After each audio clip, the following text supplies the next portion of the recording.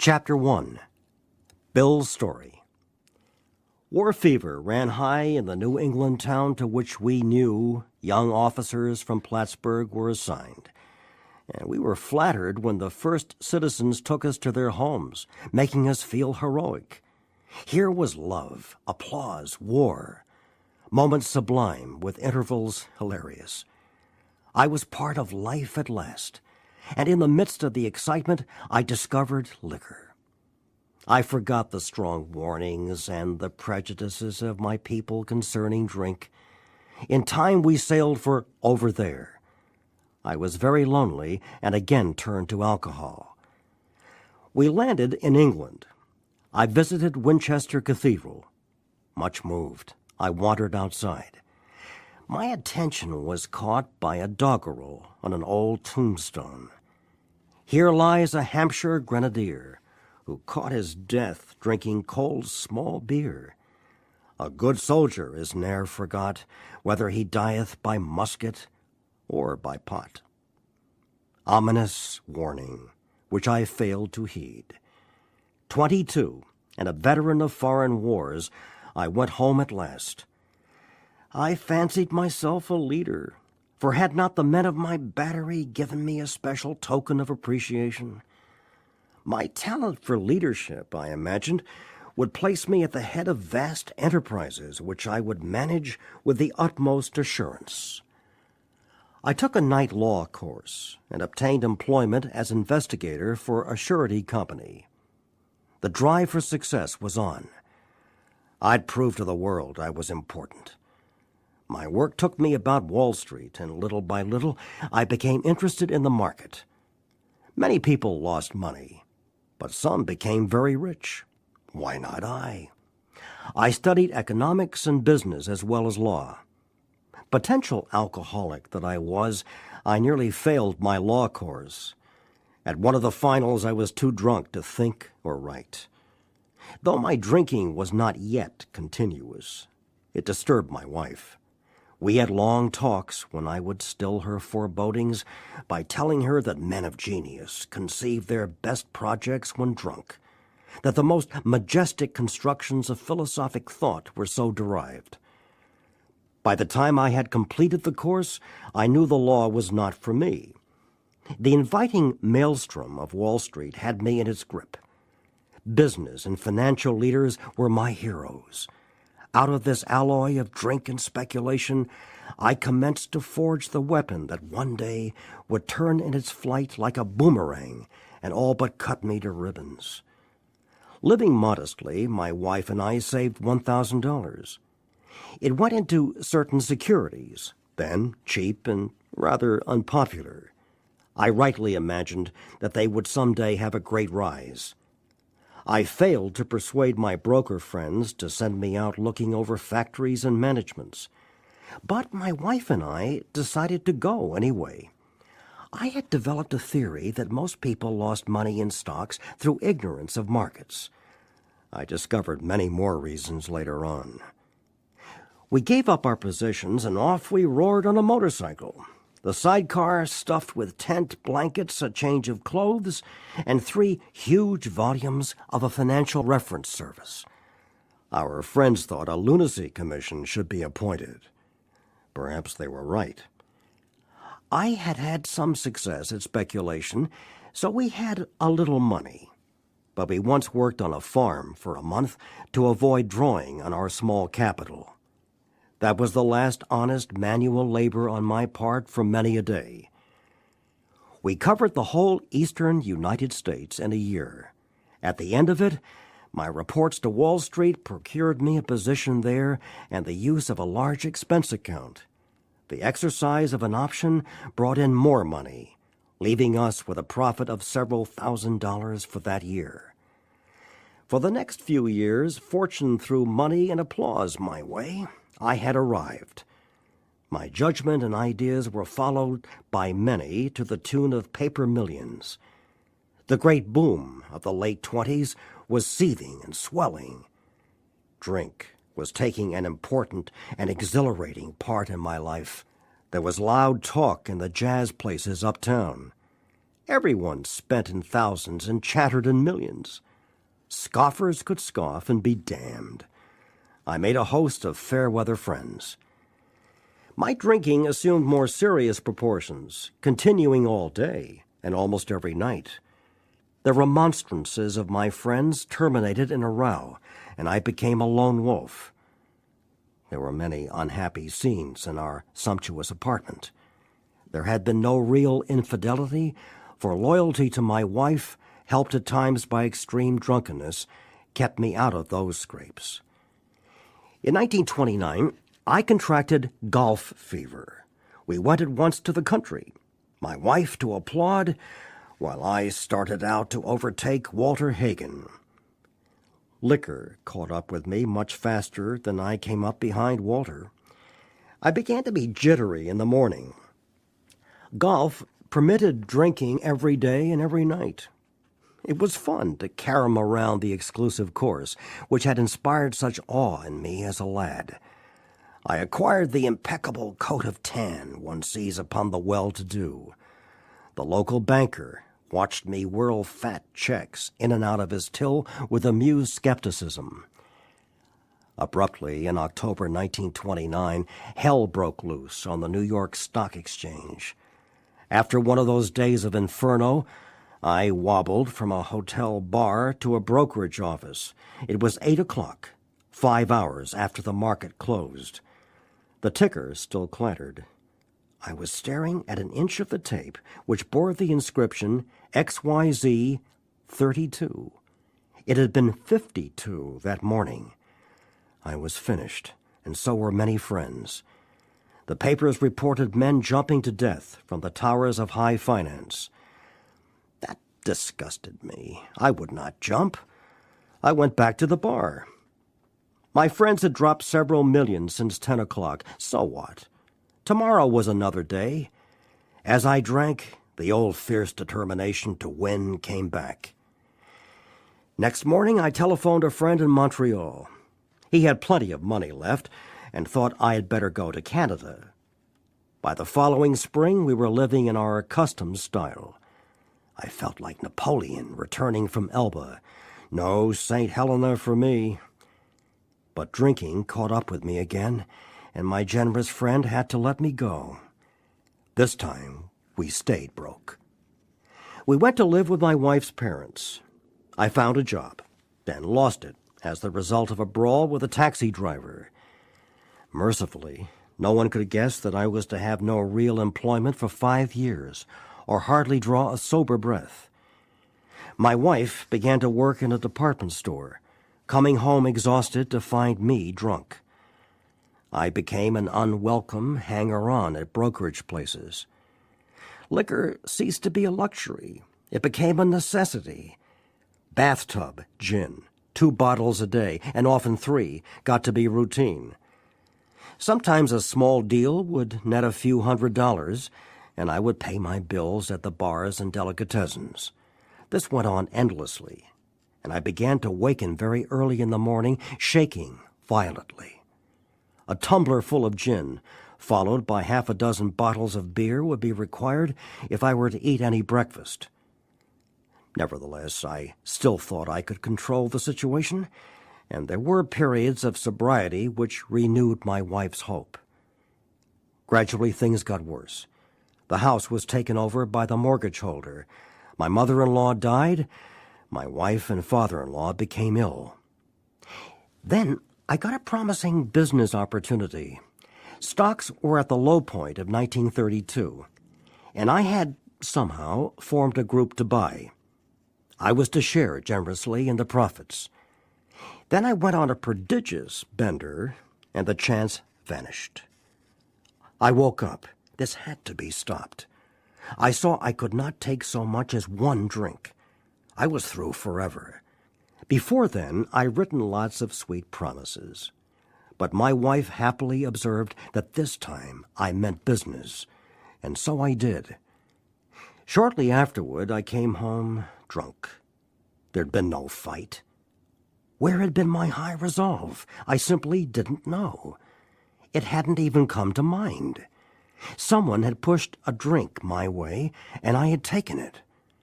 Was I crazy? I began to wonder, for such an appalling lack of perspective seemed near being just that. Renewing my resolve, I tried again. Some time passed, and confidence began to be replaced by cocksureness.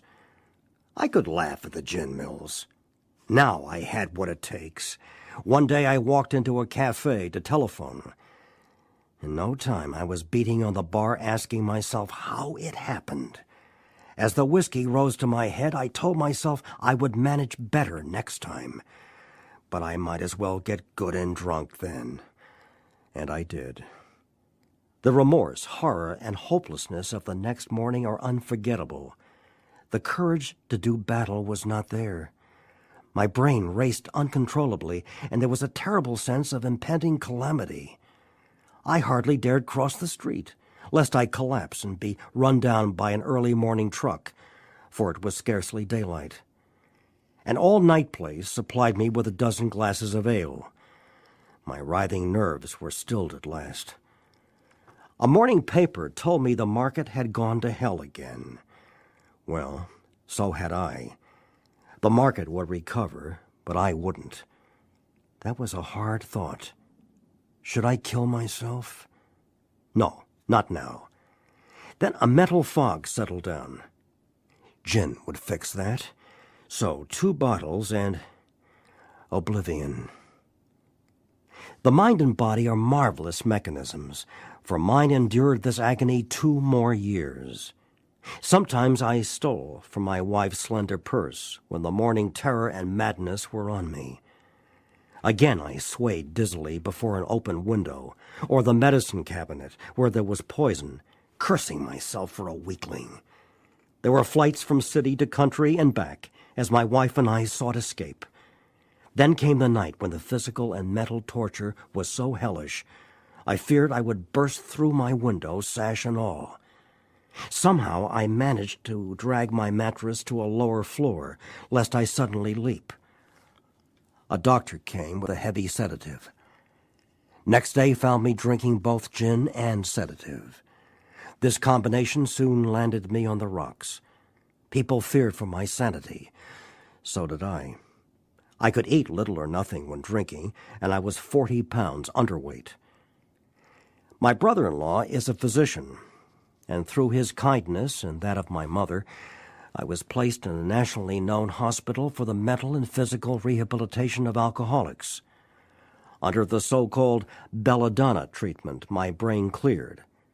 Hydrotherapy and mild exercise helped much.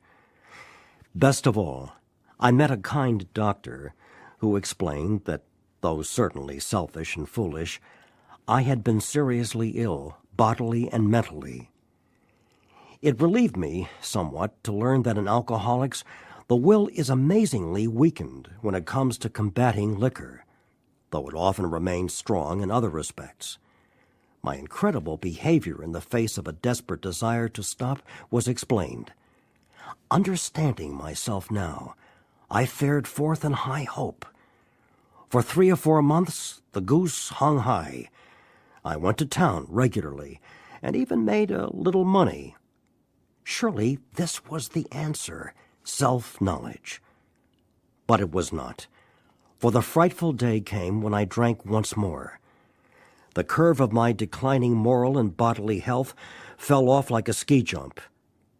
After a time I returned to the hospital. This was the finish, the curtain, it seemed to me. My weary and despairing wife was informed that it would all end with heart failure during delirium tremens, or I would develop a wet brain, perhaps within a year. She would soon have to give me over to the undertaker or the asylum. They did not need to tell me. I knew, and almost welcomed the idea. It was a devastating blow to my pride. I, who had thought so well of myself and my abilities, of my capacity to surmount obstacles, was cornered at last. Now I was to plunge into the dark, joining that endless procession of sots who had gone on before. I thought of my poor wife. There had been much happiness after all. What would I not give to make amends? But that was over now. No words can tell of the loneliness and despair I found in that bitter morass of self-pity. Quicksand stretched around me in all directions. I had met my match. I had been overwhelmed. Alcohol was my master. Trembling, I stepped from the hospital a broken man. Fear sobered me for a bit. Then came the insidious insanity of that first drink. And on Armistice Day, 1934, I was off again. Everyone became resigned to the certainty that I would have to be shut up somewhere or would stumble along to a miserable end. How dark it is before the dawn. In reality, that was the beginning of my last debauch. I was soon to be catapulted into what I like to call the fourth dimension of existence. I was to know happiness, peace, and usefulness in a way of life that is incredibly more wonderful as time passes. Near the end of that bleak November, I sat drinking in my kitchen. With a certain satisfaction, I reflected there was enough gin concealed about the house to carry me through that night and the next day. My wife was at work. I wondered whether I dared hide a full bottle of gin near the head of our bed. I would need it before daylight. My musing was interrupted by the telephone. The cheery voice of an old school friend asked if he might come over. He was sober.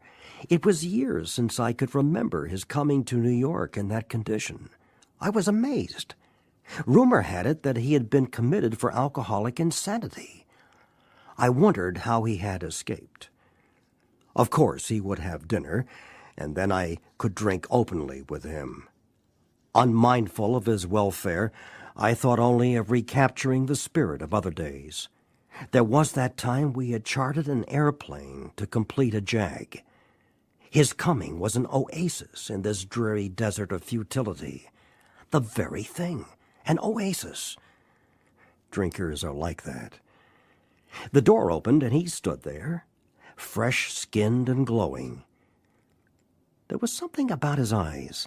He was inexplicably different. What had happened?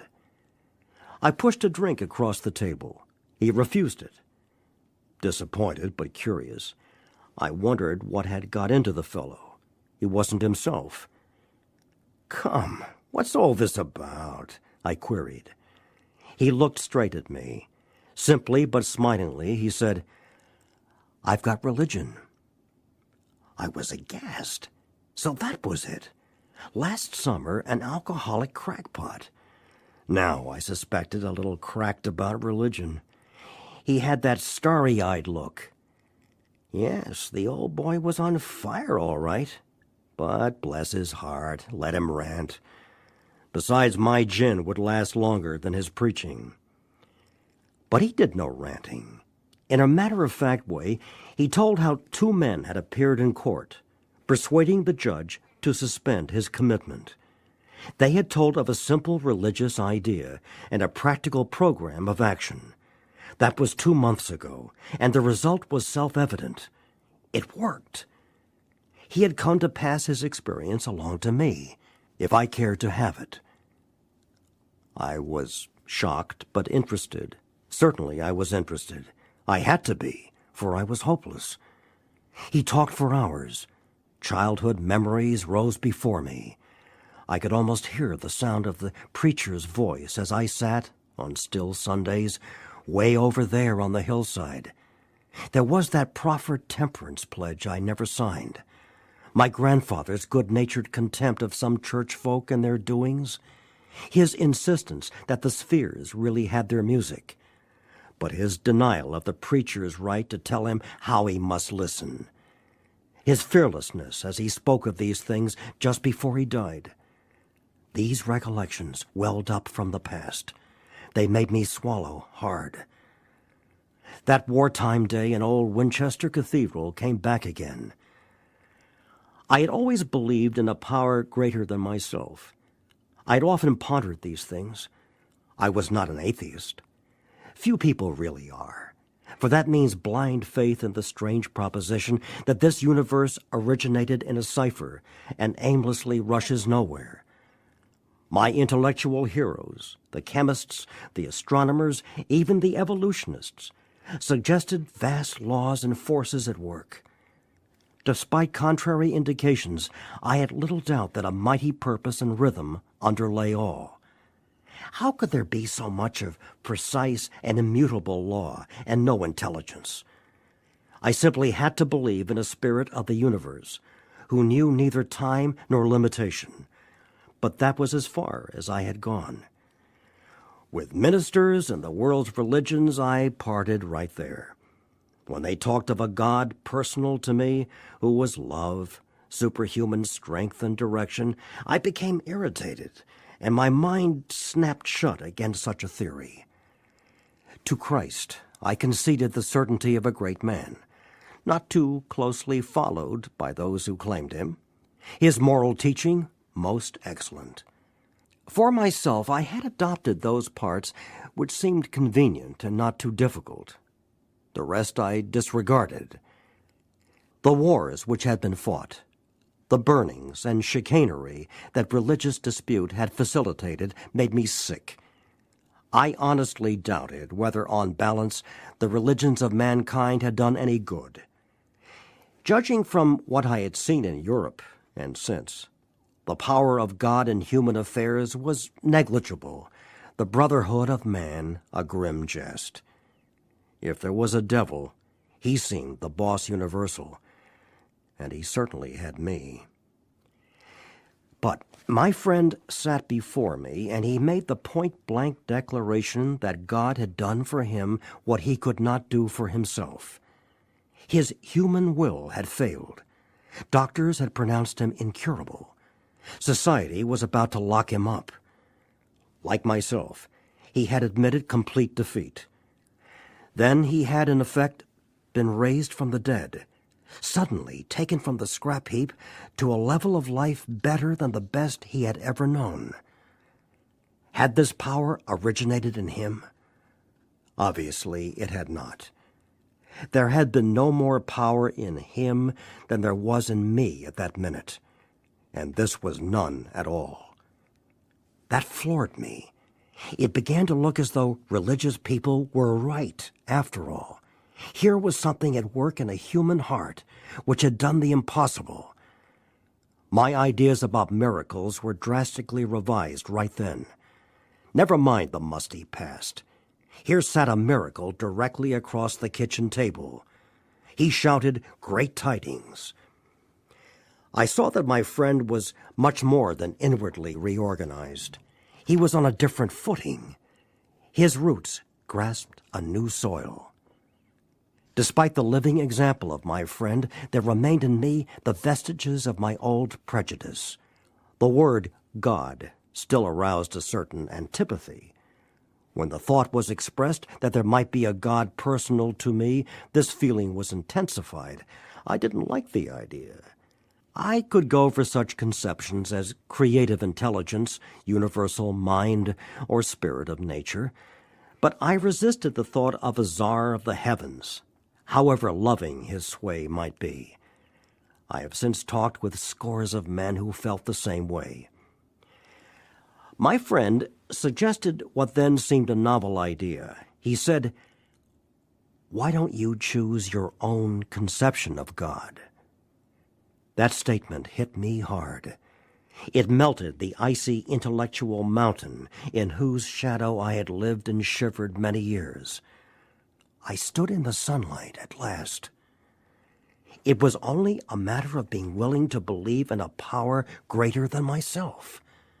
Nothing more was required of me to make my beginning. I saw that growth could start from that point. Upon a foundation of complete willingness, I might build what I saw in my friend. Would I have it? Of course I would. Thus was I convinced that God is concerned with us humans when we want him enough.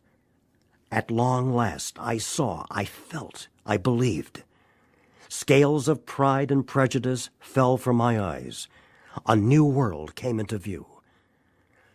The real significance of my experience in the cathedral burst upon me. For a brief moment, I had needed and wanted God. There had been a humble willingness to have him with me, and he came.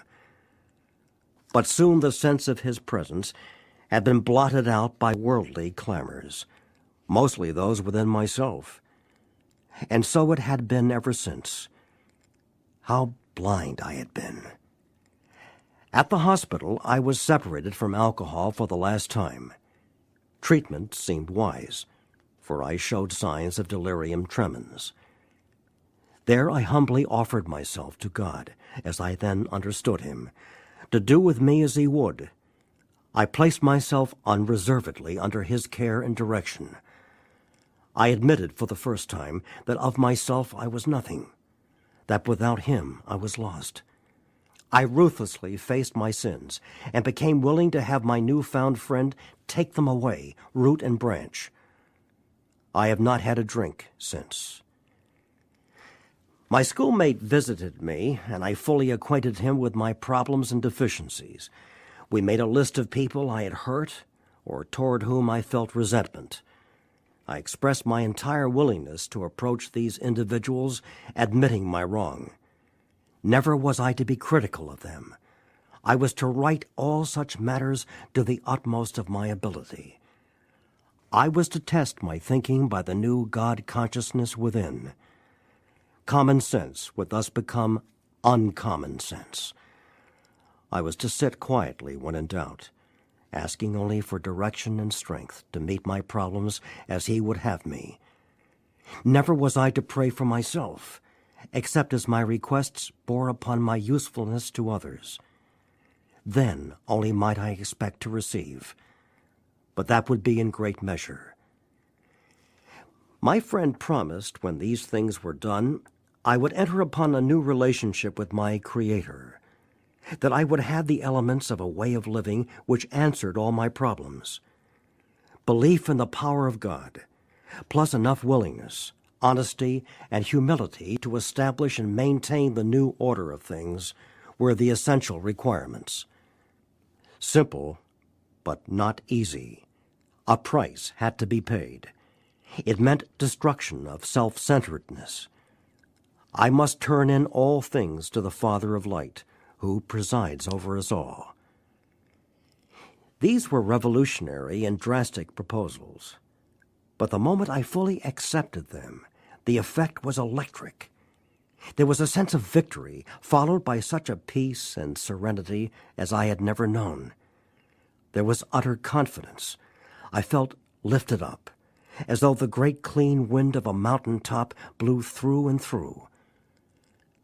God comes to most men gradually, but his impact on me was sudden and profound. For a moment I was alarmed, and called my friend, the doctor, to ask if I were still sane. He listened in wonder as I talked. Finally he shook his head, saying, "Something has happened to you I don't understand, but you had better hang on to it. Anything is better than the way you were." The good doctor now sees many men who have such experiences. He knows that they are real. While I lay in the hospital, the thought came that there were thousands of hopeless alcoholics who might be glad to have what had been so freely given me. Perhaps I could help some of them. They, in turn, might work with others. My friend had emphasized the absolute necessity of demonstrating these principles in all my affairs. Particularly was it imperative to work with others as he had worked with me. Faith without works was dead, he said, and how appallingly true for the alcoholic. For if an alcoholic failed to perfect and enlarge his spiritual life through work and self-sacrifice for others, he could not survive the certain trials and low spots ahead. If he did not work, he would surely drink again, and if he drank, he would surely die. Then faith would be dead indeed. With us, it is just like that. My wife and I abandoned ourselves with enthusiasm to the idea of helping other alcoholics to a solution of their problems. It was fortunate, for my old business associates remained skeptical for a year and a half, during which I found little work. I was not too well at the time, and was plagued by waves of self-pity and resentment. This sometimes nearly drove me back to drink, but I soon found that when all other measures failed, work with another alcoholic would save the day. Many times I've gone to my old hospital in despair. On talking to a man there, I would be amazingly lifted up and set on my feet. It is a design for living that works in rough going. We commenced to make many fast friends, and a fellowship has grown up among us of which it is a wonderful thing to feel a part. The joy of living we really have, even under pressure and difficulty. I have seen hundreds of families set their feet in the path that really goes somewhere, have seen the most impossible domestic situations righted, feuds and bitterness of all sorts wiped out. I have seen men come out of asylums and resume a vital place in the lives of their families and communities. Business and professional men have regained their standing. There is scarcely any form of trouble and misery which has not been overcome among us. In one western city and its environs, there are 1,000 of us and our families. We meet frequently so that newcomers may find the fellowship they seek. At these informal gatherings, one may often see from 50 to 200 persons. We are growing in numbers and power. A footnote here indicates that in 2001, AA is composed of over 100,000 groups. An alcoholic in his cups is an unlovely creature. Our struggles with them are variously strenuous, comic, and tragic. One poor chap committed suicide in my home. He could not, or would not, see our way of life. There is, however, a vast amount of fun about it all. I suppose some would be shocked at our seeming worldliness and levity, but just underneath there is deadly earnestness. Faith has to work 24 hours a day in and through us, or we perish. Most of us feel we need look no further for utopia. We have it with us right here and now. Each day, my friend's simple talk in our kitchen multiplies itself in a whitening circle of peace on earth and goodwill to men. Bill W., co-founder of AA, died January 24th, 1971.